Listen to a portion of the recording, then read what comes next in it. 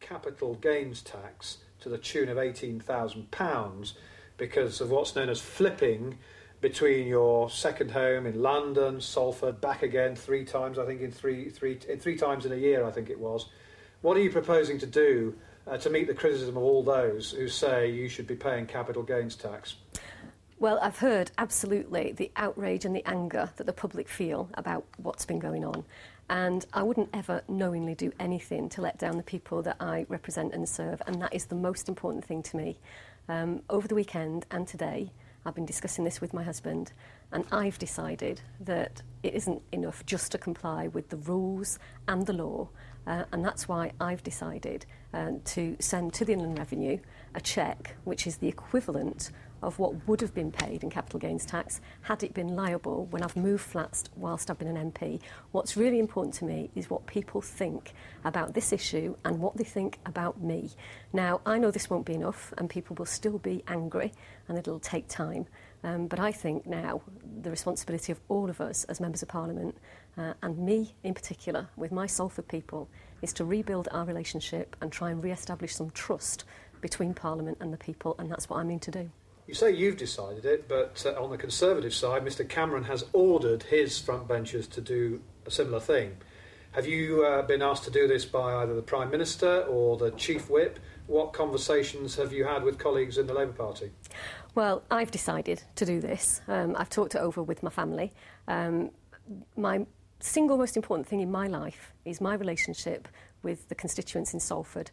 It is where I live, it's where I was brought up, and it's where I represent. And I've decided that despite having complied with the rules, the revenue, everything else, right, I know people feel really, really angry about this, and therefore I've decided that I want to send this cheque. It is the equivalent of what would have been paid had it been liable for when I've moved flats in London, and I actually think that's the right thing for me to do. But have you talked to the Prime Minister or the Chief Whip about repaying this money? You say it's your decision, but surely you must have talked to senior colleagues. The Prime Minister must have, well, did he lean on you and say, Hazel, you ought to pay this back?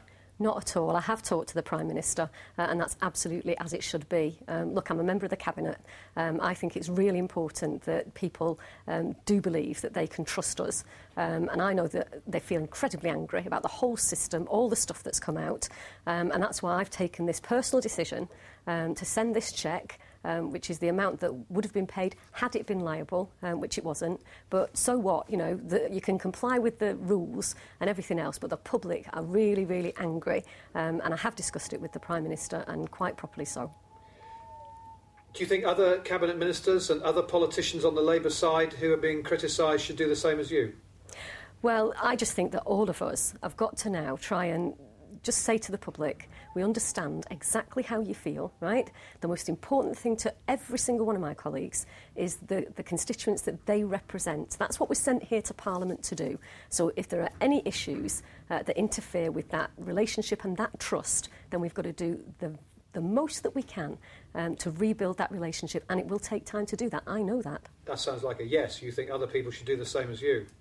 Well, everybody at the moment is caught up in this maelstrom of activity that's going on and this furore, and I'm sure everybody will be thinking about similar things. I don't know about colleagues' individual circumstances. What I know about is my position, and my position is that I'm the Member of Parliament for Salford, and I'm absolutely determined to make sure that my reputation and my relationship with the people who send me here to speak up for them is rebuilt, and that's the most important thing to me at the moment. Some people might say this is a desperate measure to save your job. You're buying your place in the Cabinet.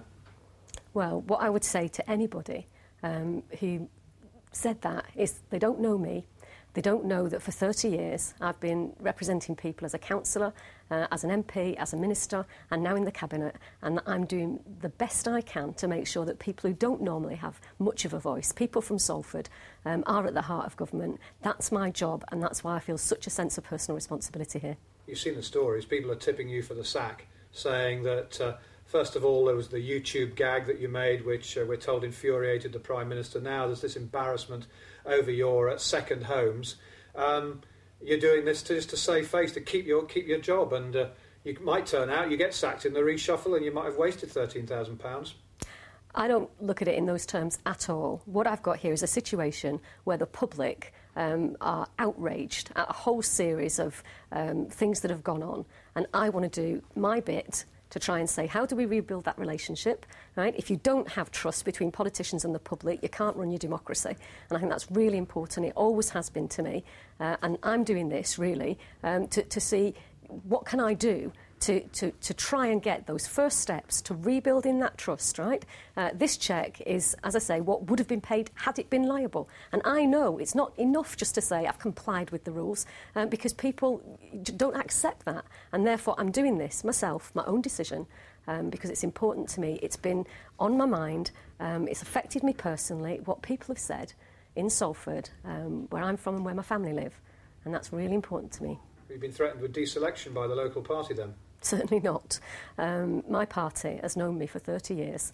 They know who I am. They know that I'll be out on the doorstep, knocking on doors, delivering leaflets, doing what I do week in, week out, because I'm not the MP that lives in London. I'm the MP that lives in Salford. I come to London to do my job. You say you're not the MP who lives in London, but you keep chopping and changing. Why, a lot of people think, why did you flip, to use the new word, 3 times? And why did you stay in that rather swanky boutique hotel? That's a bit odd, isn't it? Well, let me tell you about this flipping word that's become common parlance. The only reason that my Salford home was designated as my second home was at the insistence of the Fees Office, who said that when you become a minister, the presumption is that you live in London. Now, I fought against that presumption because I wanted to stay in my constituency, and that was an old-fashioned rule that somehow, when you became a minister, you got lock, stock and barrel, upped yourself into London, and you visited your constituency once a month. That's not the way I operate.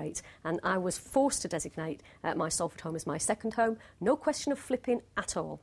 A lot of people might say, I bet she wouldn't have done this if she hadn't been exposed by the Daily Telegraph.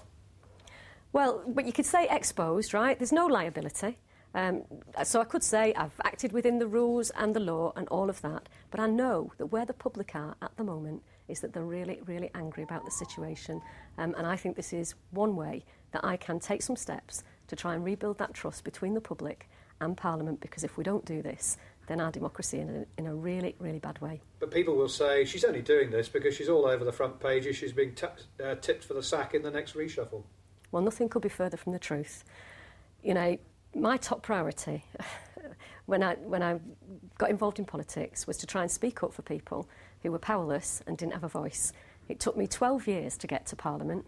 I wasn't, Jill come lately. It's been something that I've felt passionately about all my life. I'm here to speak up for people, and that's what I'll continue to do as long as I'm in Parliament and as long as the people of Salford vote for me to come here on their behalf.